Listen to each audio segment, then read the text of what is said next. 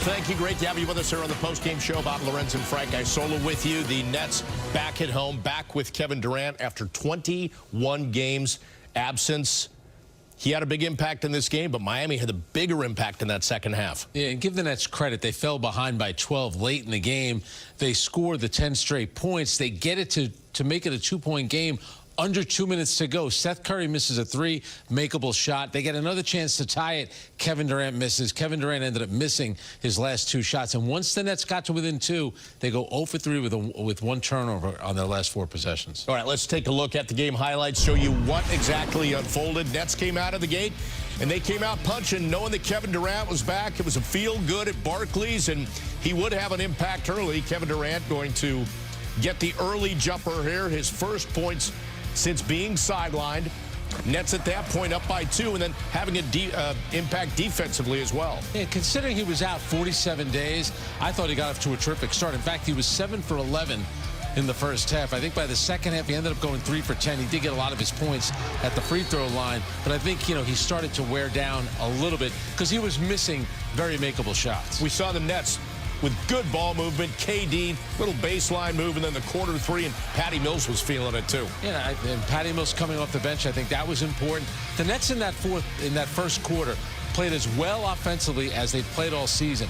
They were moving the ball. Guys were knocking down shots. You're always going to look better when you're knocking down shots. But they look like a team that came in with a plan and was getting it done offensively. We talked a little about Tyler Hero on the pregame and how good a guy he is off the bench. Had a big impact, as you saw in that shot. Then Mills gets it going, passes to Bruce Brown with Andre Drummond, who takes it in for the slam. So Nets up 51-38, and then Durant getting it to Brown for another 3.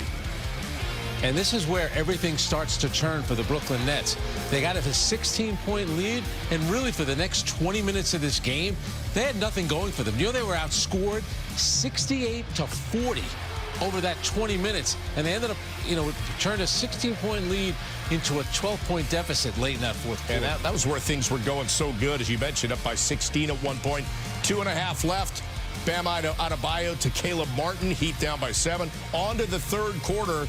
Adebayo just taking over. That is a power move. Yeah, Bam and Tyler Hero were just too much for the Brooklyn Nets. They just could not compete. And look at this. On that little, handoff, and then he just rolls to the basket and gets the dunk. Moments after that, Robinson going to have a nice pass to Martin, who lands the finger roll. Martin with a big game as well. 22 off the bench, and the Heat building a 7-point lead. And then here's Adebayo, and then Strus had an impact in the second half. Max Strus was excellent in this game. I mean, it's Max Strus, it's Caleb Martin, you have P.J. Tucker, you have Jimmy Butler on the bench. Kyle Lowry's not even with the team. How about the contributions they got from those role players? That was a nice little running floater by Goran Dragic to get the Nets within 2, but here it is again. And here's that little handoff. He dives to the basket. And on the play before that, they threw an alley-oop, which was waved off because of a foul before. What do they do on the inbounds pass? They end up getting an alley-oop anyway. And that is Hero slicing right through to build an 8-point Miami lead. Heat seemed in charge at this point. You thought maybe after second end of a back-to-back, they'd be getting a little tired. It didn't show. No, and the Nets defensively, they really struggled in the second half. And then offensively, with the Heat playing that zone, they were giving them all kinds of trouble until this happened. Until Bruce Brown knocked down consecutive 3-pointers after the Nets had fallen behind, 109-107. That gives them a shot. And here comes Kevin Durant. Little fadeaway right there in the lane. That makes it 109-103. He ends up drawing 2 fouls, or a foul. He makes it 109-107. But after missing a couple of shots, the Seth Curry open 3 that he missed, the Kevin Durant jumper, which would have tied it, they kept giving Miami chances. Finally, Miami, after going nearly 3 minutes without a basket, Bam Adebayo puts it away. So a 113-107 final. Game summary brought to you by Infinity. Luxury should be lived in. And Durant did what he does, 31 points over 35 minutes. But it was noticeable, Frank, especially in parts of that fourth quarter when he was on the bench. Yeah, 7 for 11 in the first half, 3 of 10 in the second half. Yes, he did have 14 points. Some of that came from the free throw line. And again, though, when they made it close, he did hit the fadeaway, drew the foul. That 2-point game right there. And I thought the Nets, they did the right thing. you could tell that Miami was not going to allow Kevin Durant to beat them. Seth Curry got a makeable shot. He knocks that three down. The Nets have a lead. Now they have to defend. But give Miami a lot of credit. Eric Spoelstra made that adjustment. They fell behind by 16. He then went to his zone defense, and the Nets, it really took them a while to figure it out. In fact, you can make the case. It wasn't until they were down by 12 late in the fourth quarter. They get the back-to-back three-pointers from Bruce Brown. That started to change things. Again, they had nothing going for them for about 20 minutes in this game.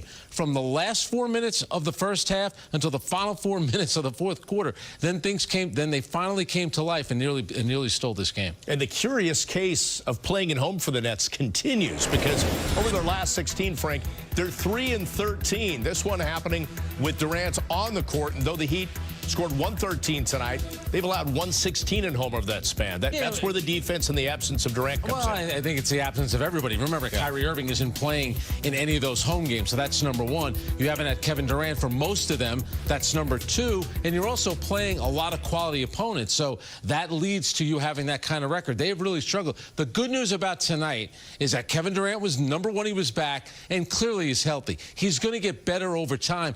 But you can see when you go up against the quality opponents, and even though Miami was missing guys, Tyler Hero, Bam Adebayo, two effective players, and Miami does as good of a job as any team in the league developing players. You see Max Strus from DePaul. You have Caleb Martin. How about the contributions that they made? Those guys were outstanding tonight for Miami. Did you mention the DePaul thing because of Sarah? Or? Of course, that's why I did. And then I guess Ian said that Max Strus's mom was a volleyball player, so it's all connected to DePaul somehow. It really is. All right, we're going to take a break. When we come back, we'll hear from Sarah and Ian, get their thoughts courtside on tonight's game as the Nets put up a fight but lose at home 113-107. We will also have Jacques Vaughn, the acting head coach, as he talks to Michael Grady and the media, and more player reaction as well when we continue right after this.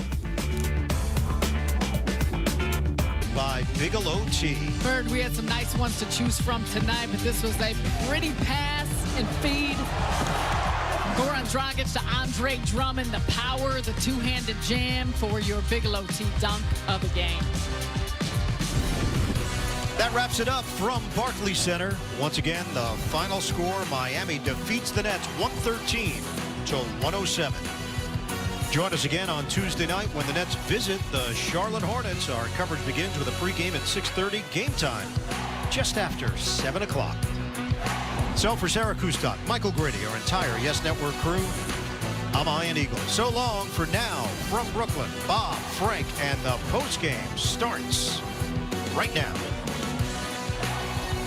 All right, Bird, thank you. Great to have you with us here on the postgame show. Bob Lorenz and Frank Isola with you. The Nets back at home, back with Kevin Durant after 21 games absence. He had a big impact in this game, but Miami had a bigger impact in that second half. Yeah, and give the Nets credit. They fell behind by 12 late in the game. They scored the 10 straight points. They get it to make it a two-point game. Under 2 minutes to go. Seth Curry misses a three, makeable shot. They get another chance to tie it. Kevin Durant misses. Kevin Durant ended up missing his last two shots. And once the Nets got to within two, they go 0 for 3.